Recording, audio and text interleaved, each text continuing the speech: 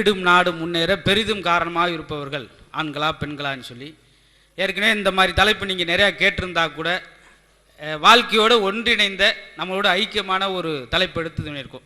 நாங்கள் பாட்டுக்கு இலக்கியத்திலேருந்து எடுக்கலை, ஏன்னா எங்களுக்கு தெரியாது. ஆனால் பேச்சாளருக்கு தெரியும். அவங்க பேச்சாளர்கள்லாம் பெரும் பேச்சாளர்கள்.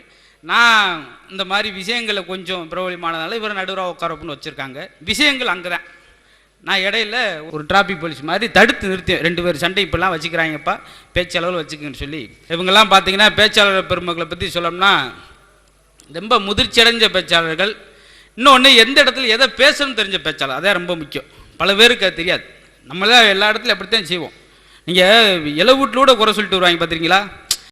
என்னங்க அவங்க பெரிய பட்சத்துக்கு நல்ல சாப்பாடு போட்டாங்க, இவங்க அண்ணஞ்சத்துக்கு இப்படி போட்டாங்க, பார்ப்போம் அவங்க அடுத்த தம்பி சாகிறக்காவது நல்லதாக போடுறாங்களான்னு பார்ப்போம்.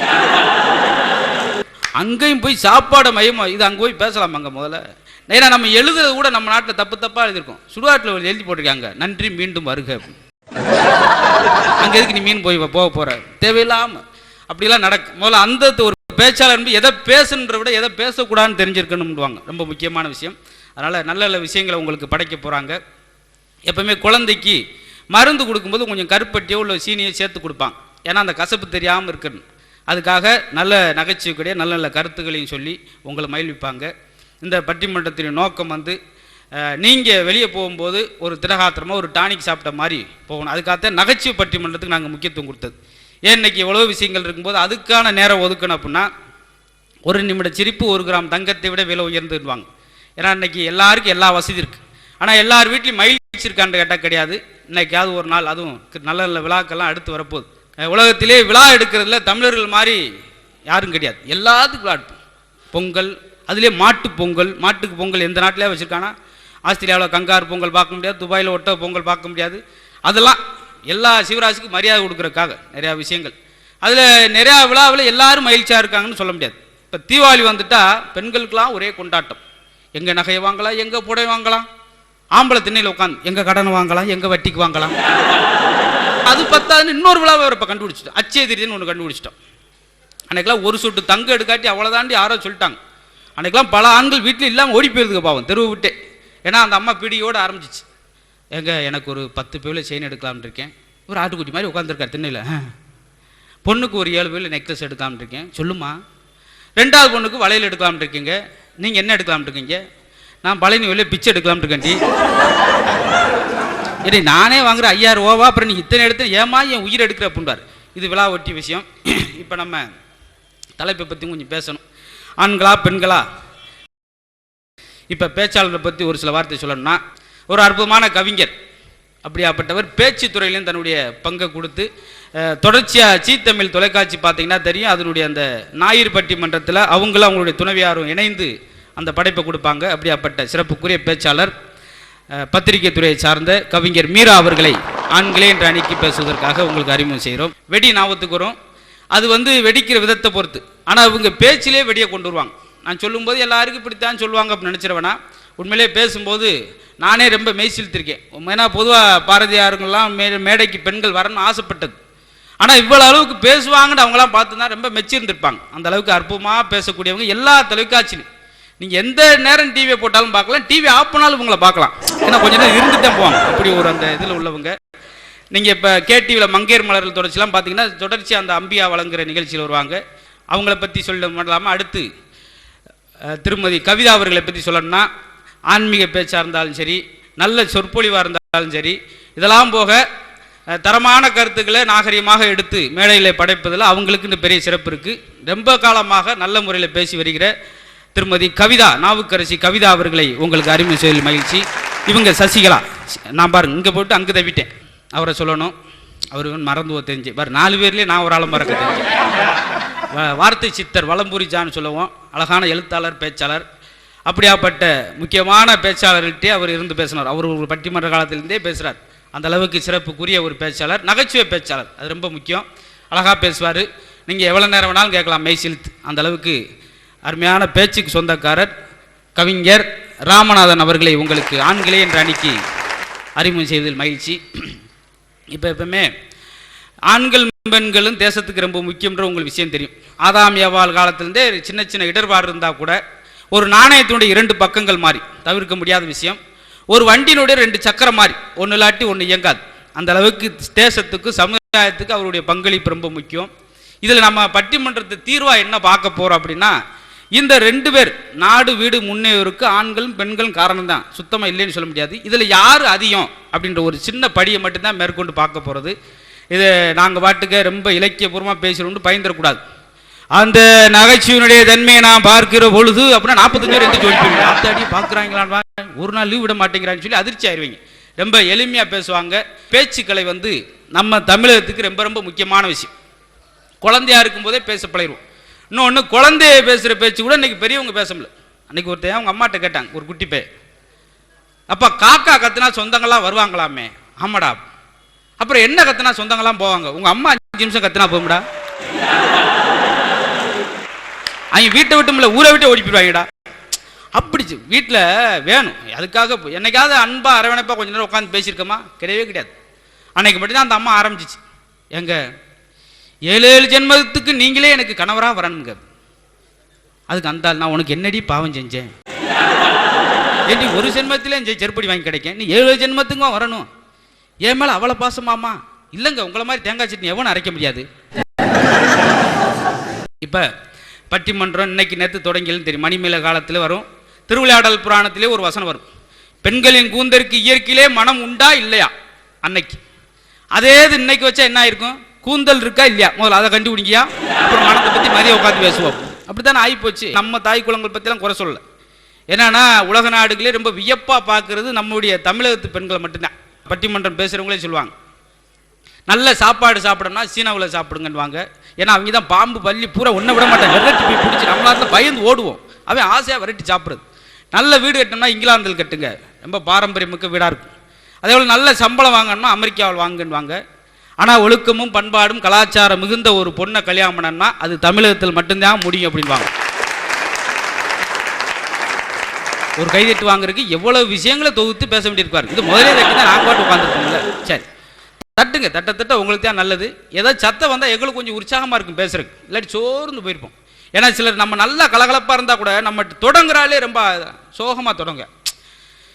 என்ன மூத்து வாழ்க்கை அப்படின்றியா, காலையில் 7 மணிக்கு அதோடு அன்னைக்கு 4 அப்படியே தான் இருக்கும். தொடங்கும் போது உற்சாகம் வேணாமா?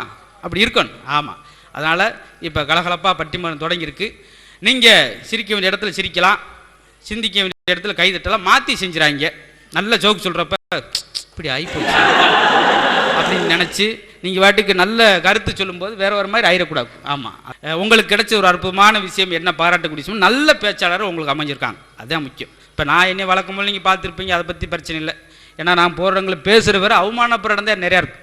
நான் ஒரு இடத்துல பேசிக்கிட்டு ஒரு சின்ன பையன் வந்து காலை சொரிஞ்சேன், அங்கிள் நீங்கள் எங்கள் அப்பா மாதிரியே பேசுகிறீங்க அப்படின்னு. உங்கள் அப்பா அவ்வளோ ஜோக்காக பேசுவாரா அப்படின்னு. உங்களை மாதிரி உளறிக்கிட்டே இருப்பார் பாருங்க. அதுக்கு அவன் செருப்புகள் தேடிச்சிருந்தா கூட சந்தோஷமாக அன்றைக்கி போயிருந்திருப்பேன். இன்னொரு இடத்துல இங்கே கும்பகோணத்தில் கோயில் திருவிழா, கோயில் மேடைக்கு செருப்பு போட்டு மேடைக்கு போகிறது அநாகரியம்னு சொல்லிட்டு நான் செருப்பை கீழே கழுதிச்சிட்டு மேடைக்கு வந்தேன். கீழே 2 பேர் அவனாக பேசுகிறாங்க. என்ன முத்து மேடைக்கு செருப்பே இல்லாமல் போகிறாரு, அதுக்கு பக்கத்தில் இருக்கவர் அதே பேசும்போது நிறையா வரும்ல, அதை ஒன்று போட்டுக்குருவார்.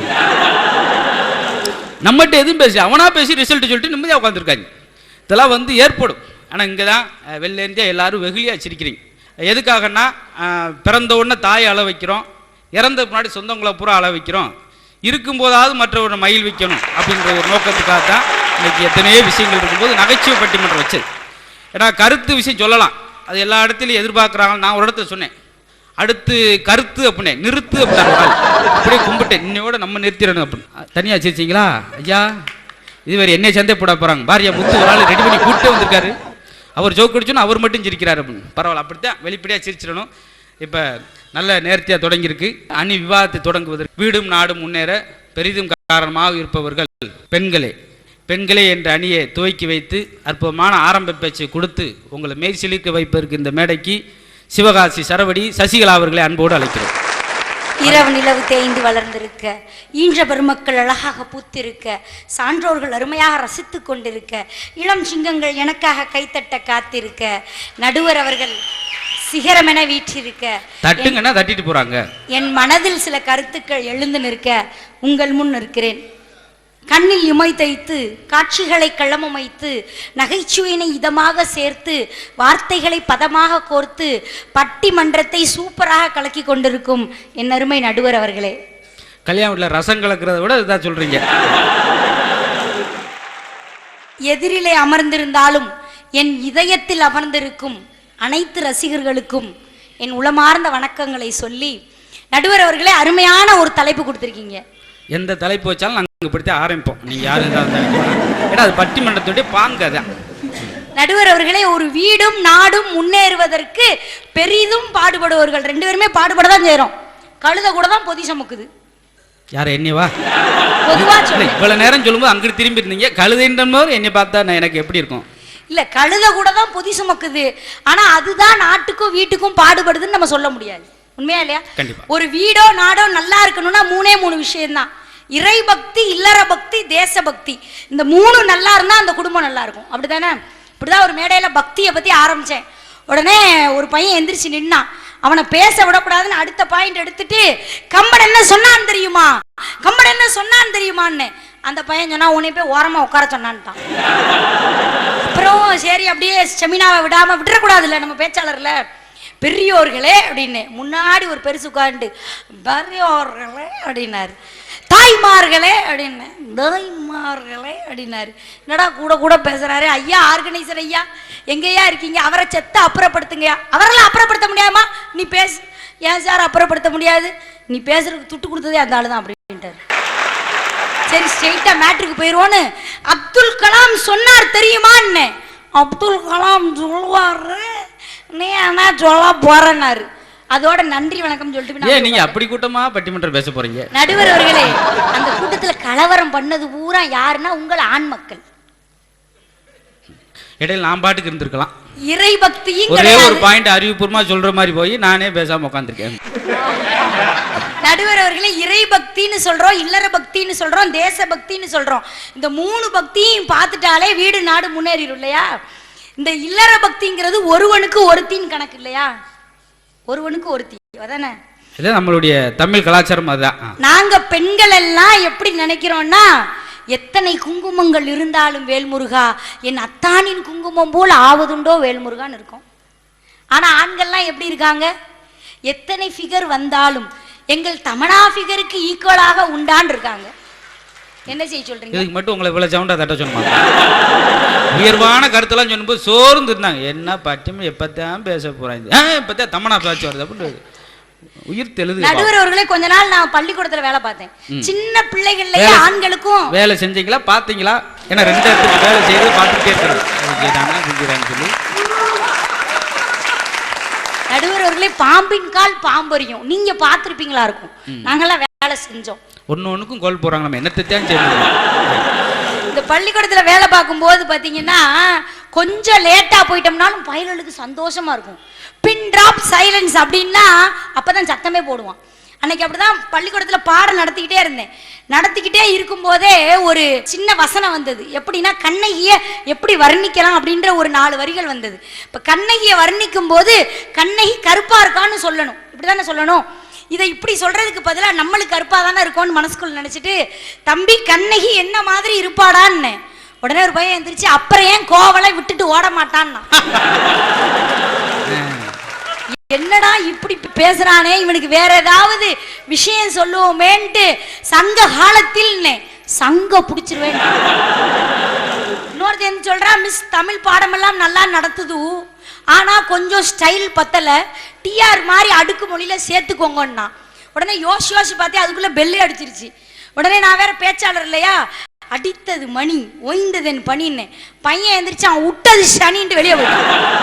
அவன்கிட்ட ஒண்ணுமே பேச முடியல. உங்களை பத்தி பசங்க நல்லா தெரிஞ்சு வச்சிருக்காங்க. உருவமைப்புல இருந்து எல்லாமே பாருங்க. நடுவர் அவர்களே, வந்து பள்ளிக்கூடத்துக்கு காலையில வந்தவனே லீவு கேட்டான். என்னடா லீவுன்னு? பாட்டி செத்து போச்சுன்னா. சரி போடான்ட்டேன். மறுவார செவ்வாய்க்கிழமை வந்தா பாட்டி செத்து போச்சுன்னா. யோசிச்சு பார்த்தேன், ஓகே இது தாய் வழி பாட்டி, இது தந்தை வழி பாட்டி, ஓகேன்னு விட்டேன். 3வது வாரம் வந்தான், மிஸ் பாட்டி செத்து போச்சுன்னா. எனக்கு கடுப்பாயிடுச்சு, சட்டையை பிடிச்சேன். ஏலே, ஒரு மனுஷனுக்கு எத்தனை பாட்டிடா இருக்கும், விளையாடுறாடான்னு. சும்மா இருங்க மிஸ், நானா விளையாண்டுருக்கேன், எங்க தாத்தா விளையாண்டுருக்காரு, ஊரா எனக்கு பாட்டி இருக்குங்க. இப்படி இருக்கு உங்க ஆண்களுடைய லட்சணம். இதுல இவங்க வீட்டையும் நாட்டையும் காப்பாத்திடுவாளாகும். அதுல லீவ் எடுக்கிறப்ப பசங்க ஒருத்தன் எங்க பாட்டி செத்து போச்சு லீவ் வேணும் சார் நாளைக்கு. என்னைக்கிட்ட உங்க பாட்டி? அது 4 வருஷத்துக்கு முன்னாடி. இல்லை 4 வருஷத்துக்கு முன்னாடி செத்ததுக்கு இன்னைக்கே லீவ் எடுக்க? நான் அன்னைக்கு லீவ் எடுக்கல. ஸ்டாக் வச்சு வர்றான் ஐயா. பார்த்தீங்களா கொடுமைய? ஆசைப்படுவாங்க இந்த நல்ல தலைவர்களாம். ஒரு மாதிரி ஹாஸ்பிட்டல் படுத்துருக்கணும் சந்தோஷமா இருப்பாங்க பசங்களாம். சகப்புறாரு ஒரு நாள் லீவ் கிடைக்கும். அவர் இருந்து ஞாயிற்றுக்கிழமை செத்து போயிடுவார். அட பாய்ப்பில் இருந்து இன்னும் ஒரு நாள் சேர்த்துக்க விடாமா. நடுவர் அவர்களே பள்ளிக்கூடத்துல வேலை செய்யக்கூடாதுன்னு நினைச்சு வெளியே வரேன். கிரவுண்ட்ல ஒரு சீன் என்னன்னா, ஒரு 14 வயசு பையன் 12 வயசு பிள்ளைக்கு லவ் லெட்டர் கொடுத்துட்டான். இப்படி எனக்கு ஷாக் ஆயிடுச்சு. சட்டார்னு சட்டையை பிடிச்சு மட்டார்னு ஒரு அரஞ்சு. அறிவு இருக்கா? வெட்டிங்ஸ் எல்லாம் பாருங்க, சட்டார்னு பிடிச்சு மட்டார்னு அடிச்சு. ஆமா, அண்ணன் வேற வர்றாருங்க. அண்ணன் அறிவு இருக்காடா உனக்கு? அறிவு படிக்கிற வயசுல உனக்கு என்ன லவ் கேக்குது? லவ் அப்படின்னு அடிச்சுட்டு வீட்டுக்கு வந்துட்டு மறுநாள் லெட்டரோட எங்க வீட்டுக்கு வந்துட்டான். எனக்கு அப்படியே வேர்த்து ஊத்துது. வாங்கி படிச்சா அதுல எழுதியிருக்கான், கதிர்விட்டு கிளம்பும் என் காதலை கண்டு எதிர் வீட்டு எருமையே உனக்கு ஏன் வயிற்றறிச்சல் எழுதியிருக்கான். பாவம், உங்களுக்கு தான் ஏன் இவ்வளவு சோதனை? நடுவர் அவர்களே, இந்த பையனை வச்சு வாழ்க்கையில நிம்மதி இருக்குமா? ஒரு நகை கடைக்கு போயிருக்கோம் போன வாரம், நானும் எங்க அத்தானும் போயிருக்கோம். நகை கடைக்கு போறதுக்கு முன்னாடி ஒரு பிட்டு போடணும் எங்க வீட்டுல எல்லாம்.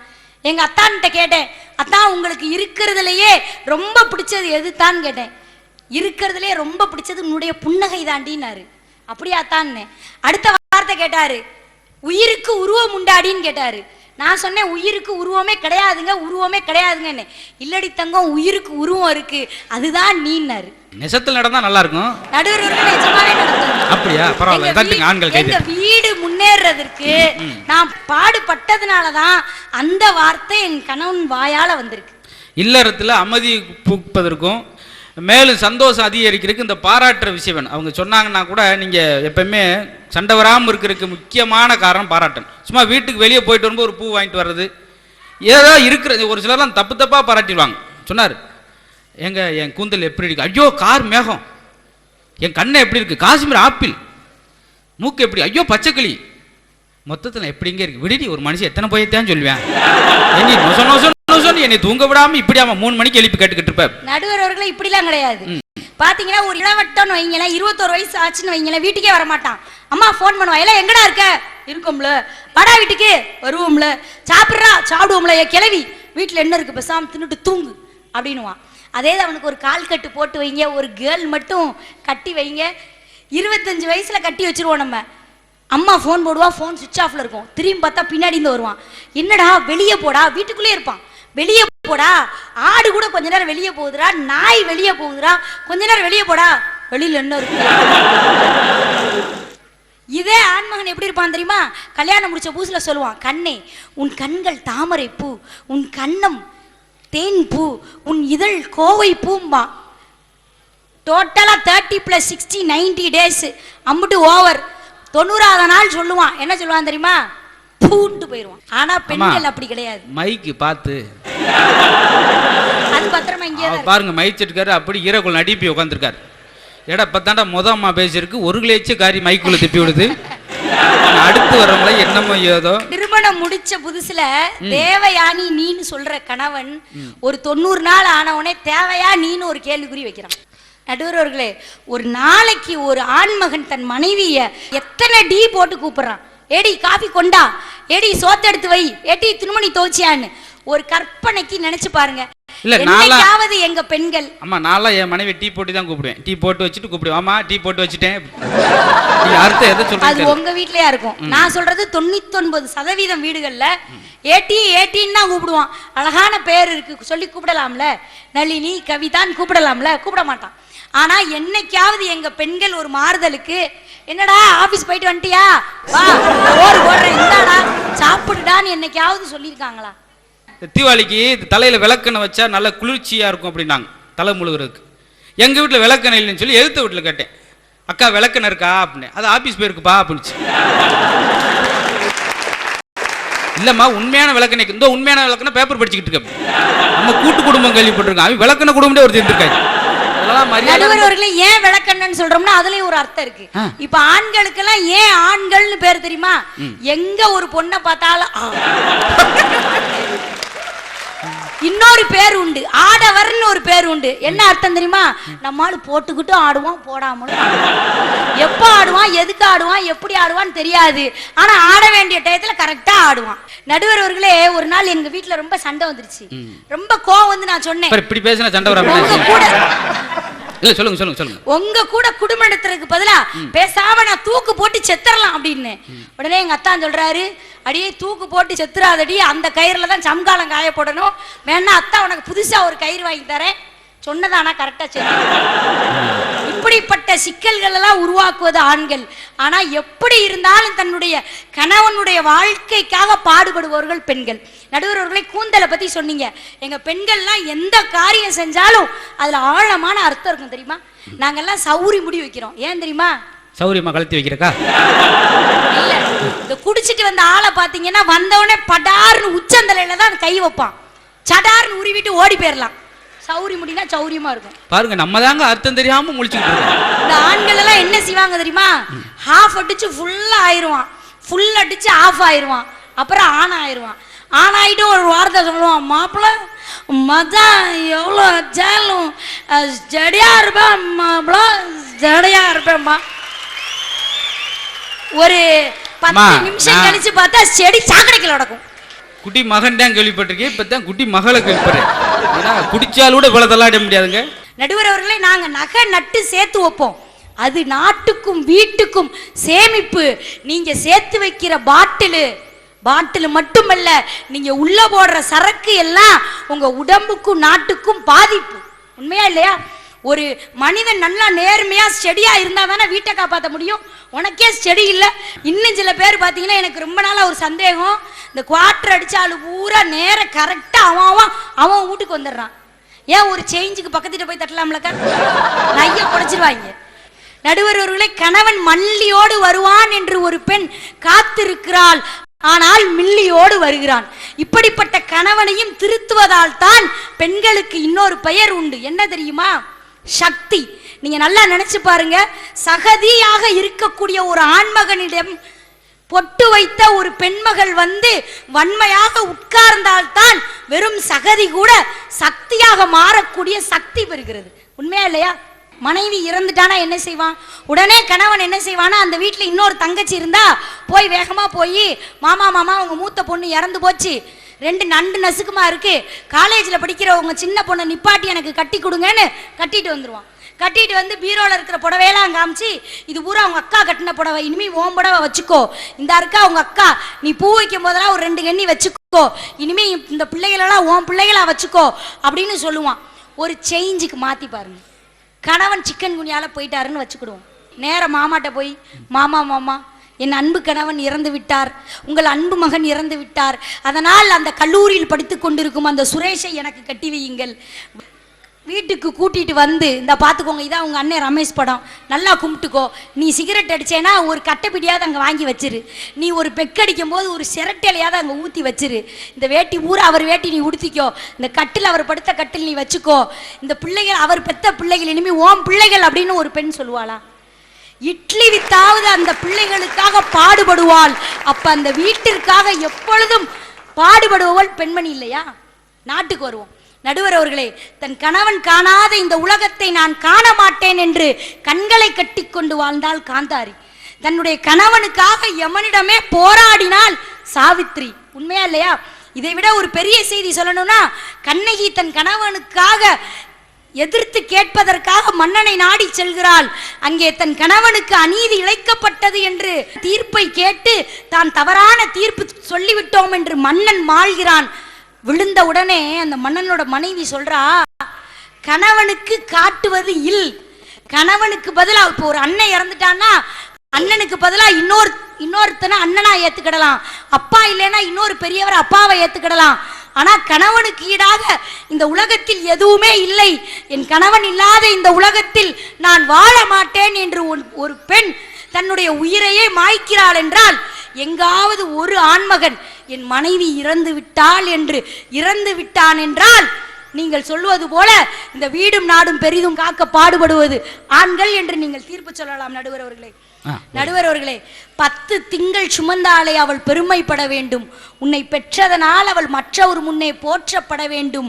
உன் கண்ணில் ஒரு துளி நீர் வந்தால் இந்த உலகமே அழ வேண்டும் என்று ஒரு தாய் தான் ஒரு ஆண்மகனுக்கோ ஒரு பெண்மகளுக்கோ அல்லது ஒரு உயிர் ஜீவனுக்கோ ஜீவனாடியாக விளங்குபவள்.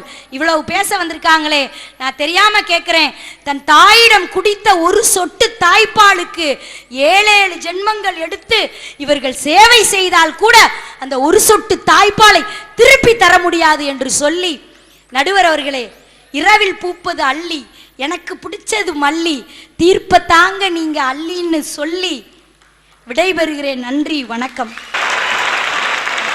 ஒரு சில எல்லாரையும் கேட்டுட்டு வச்சிருக்கீங்க, ரொம்ப சந்தோஷம். அவங்களுடைய பேச்சில் நகைச்சுவை இருந்தது, ஈரமான விஷயங்கள் இருந்தது.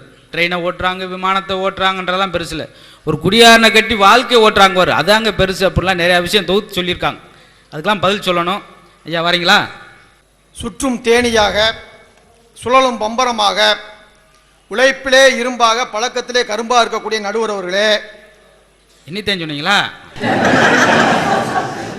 என் அணியை சார்ந்த பாச பறவையே, அப்பா பறந்துடாத, எதிரணியை சார்ந்த திசை மாறிய பறவைகளே, ரொம்ப அருமையாக கேட்டுட்டு இருக்காங்க நடுவர் அவர்களே. தங்க தட்டுக்கு விலை இருக்குது, வைரத்தட்டுக்கு விலை இருக்குது, வெள்ளி தட்டுக்கு விலை இருக்குது, ஆனா விலை மதிக்க முடியாத ஒரே தட்டு இவருடைய கைதட்டு தான் நடுவர்களே, இவருடைய கைதட்டு தான். என்னென்ன செய்ய போறாரோ பயமா இருக்குங்க. இப்படி அரட்டி கேட்கிற கைதட்டு கைதட்டு அப்படி தட்டுங்கன்னா தட்டு போறாரு. என்ன அழகான பழமொழி சொல்லிருக்காங்க, ஜான் பிள்ளையானாலும் ஆண் பிள்ளைங்க, மூடைக்கு கூட குடும்பத்தை காப்பாத்துறது ஆண். என்னமா இளைஞர்கள் வந்து நிறைய ஃபிகரை பார்க்கறான்னு சொல்லி கம்ப்ளைண்ட் பண்றீங்களேங்க, அதெல்லாம் வேற ஊர்ல போய் பாருங்க. ஒருவனுக்கு ஒருத்தி வாழ மாட்டான்னு சொல்றீங்களே, அது எங்க இளைஞரை பார்த்து சொல்லாதீங்க. இந்த இளைஞர்கள் எப்படிப்பட்டவங்க தெரியுமா? பிடிக்கலைன்னா சானியா மிர்சா வரணும் திரும்பி பார்க்க மாட்டாங்க. சானியாம வேணாம், ஐ டோன்ட் கேர். ஆனா புட்டிச்சிச்சுன்னு வச்சுக்கோங்க, சாணி என்ற பிள்ளையா இருந்தாலும் அந்த பிள்ளைய கல்யாணம் பண்ணி கடைசி வரைக்கும் காப்பாத்துவாங்க. அதுல இன்னொன்னு பாருங்க, எல்லாம் போட்டுட்டு வராங்க தண்ணி, ஆரம்பத்துல 3/4 மணி நேரம் அத்தியம் பேசி தண்ணி அடிச்சுட்டு வராங்க, தண்ணி அடிச்சுட்டு வராங்க. இந்த மாதிரி எப்படி இவ்வளவு டீட்டெயில் தெரியும் எனக்கு தெரியல. நீங்க தண்ணி அடிச்சுட்டு வந்தீங்களா? இல்ல அவர் என்ன திரும்ப திரும்ப சொன்ன எனக்கு ஒரு டவுட்டா இருக்கு. இல்ல நான் கேட்கிறேன், யாராவது வீட்டை விட்டு வெளியே போயிட தண்ணி அடிச்சுட்டு போறாங்களா? வெளியே போய் நல்லா தான் போறாங்க, ஆனா வீட்டுக்குள்ள வரலையும் தண்ணி அடிச்சுட்டு வராங்க. என்ன காரணம்னா, வீட்டுல இருக்க பேயை சமாளிக்கணும்னா உள்ள ஒரு பிசாச போட வேண்டிய இருக்கு. நான் அந்த கேசட்டை உங்க ஒய்ஃபுக்கு தரேன், அதுலயும் கேட்பாரு எந்த ஒய்ஃபுக்கு தருவீங்க அப்படின்னு பாரு. பூரா நம்ம கூட பேச வர்ற ஆள் கூட இப்படி ஆளா கூப்பிட்டு நம்மளும் போய் வேற ஒரு தடவை என்னங்க நீங்க மட்டும் வந்திருக்கு, உங்க ஒய்ஃபை கூப்பிட்டு வரண்டியான பட்டிமன்றத்துக்குலாம் அப்படின்னு, லாரிக்கு எங்கெங்க போறது அப்படின்ட்டாரு. லாரில ஏத்துட்டு வர்றாரு ஒழுங்கு அத்தனை பேரை. அது 4 வருஷத்துக்கு முன்னாடி, இப்ப ட்ரெயின் பிடிக்கணும். எப்படி சேர்ந்துருக்கு என் பட்டிமன்றம் வளர்றது என்னமா, நீங்க நல்லா வளர்றீங்க குடும்பத்தோட. யாருமே குடிமகனை பத்தி தப்பா பேசாதீங்க. நாடே இன்னைக்கு வந்து குடிமகன் கொடுக்கிற அந்த வரியில தாங்க நாட்டுல அரசு சம்பளமே போட்டுட்டு இருக்காங்க. காசு கொடுக்கணும் நாடே கிடையாதுங்க. நாட்டுக்கு இளைஞர்கள் ஒண்ணு செய்யல, ஆண்கள் ஒண்ணு செய்யலன்னு சொல்றீங்களே, 25 வருஷமா இந்தியாவுக்கு கிடைக்காத உலக கோப்பைய இந்தியாவுக்கு வாங்கி கொடுத்தது எங்களுடைய ஆண்கள்ங்க. இன்னைக்கு இந்தியா முழுவதும் ஊழல் கலாச்சாரம் ஆகி போச்சு. ஊழல் கலாச்சாரத்தை தட்டி கேட்டது அண்ணா ஹசாரே என்ற ஒரு இளம் சிங்கம். அவர் வயசானாலும் அவர் வந்து என்னத்தான் இளமையா இருக்காருங்க. நேதாஜி அவர்கள் வந்து முதல்ல ராணுவத்தை அமைச்சப்ப எனக்கு இளைஞர்களா வேணும்ன்றப்ப ஒரு பெண்கள் கூட போல, அதான் வருத்தமான விஷயம். எதை எடுத்தாலும் ஆண்கள் சொல்றாருல அதுக்கு சொல்றது. பகத்சிங்கை உள்ள போட்டாச்சு, ஒரு வாரம் கழிச்சு தூக்கு என்று அவர் எடை போட்ட அளவு வித்தியாசமா இருந்தார். 5 கிலோ வெயிட் கூடியிருந்தார். என்ன அவே நாளைக்கு சாகப்போறேன்னு சொன்னால் கவலைப்பட்டுருவாங்க, சாப்பிட மாட்டேன், வெயிட் கூடியிருக்க 5 கிலோ, என் தேசத்துக்காக என் உயிரை கொடுப்பேன் இருந்துச்சே என்ற ஒரு ஆனந்தத்தில் மகிழ்ச்சி என்னுடைய வெயிட் கூடிச்சு அப்படின்னு சொன்னார். இதெல்லாம் இளைஞர்களால் ஆண்களால் மட்டும்ன்றக்காக சொட்டு காட்டுறார். ஒரு பெண்ணு மஞ்ச கயிறை நம்ம கையில கட்டிச்சுன்னு வச்சுக்கோங்க, அதுக்கு பேர் காப்பு. அதே மஞ்ச கயிறு எடுத்து நம்ம ஒரு பெண்ணு கழுத்துல கட்டினா அது நமக்கு நாமே வச்சுக்கக்கூடிய ஆப்பு ஆப்பு ஆப்பு. தீர்ப்பு நீங்களே சொல்லிட்டீங்களா? அதான் கண்ணாஜி அழகா சொன்னாரு. 3 தடவை சொன்னீங்களே, அது இந்த ஜட்ஜு வச்சிருப்பார் இப்படி, அது மாதிரி எனக்கு இருந்துச்சு. ஏன்னா அங்கே அவங்களுக்கு எல்லா தொழிலும் கஷ்டமானதுவோம். ஒரு நீதிபதி கேட்டாருங்க திருடனை பார்த்து, டேய் நீ அந்த கொலையை செயலுன்னு என் முகத்தை பார்த்து சொல்கிறா அப்படின்றார். அந்த கன்றாவை பார்க்குற நான் செஞ்சமியோட சொல்கிறேன் அப்படின்ட்டு. கிரிக்கெட் கும்மிளியோடைய அப்பா பேர் என்ன அப்படின்னு அவன் சொல்லிட்டான். கும்மிளியோட அப்பா பேர் ஆம்பளே, அம்மா பேரு பொம்பளே அப்படிங்கிறான். இப்படி வாத்தியார் கேட்கக்கூடிய கேள்வி வந்து எத்தனை கேள்வி கேட்டாலும் பதில் சொல்லுவாங்க தெரியுமா பசங்க. முன்னால நம்ம பயந்துகிட்டு இருப்போம் வாத்தியார் என்ன கேட்டுருவாரோன்னு சொல்லி. இப்போ கேட்கலையேன்னு சொல்லி ஆர்வமாக இருக்காங்க. கேட்டார், ஒரு இன்டர்வியூ போயிருந்தேன் ஒருத்தர் நம்ம இளைஞர். தம்பி ஒரே சிம்பிளாக கேட்குறேன் தம்பி, நீங்கள் சொல்லிட்டா நான் வேலையை கொடுத்துட்றேன். கேளுங்க சார், நான் சொல்வதற்கு நீ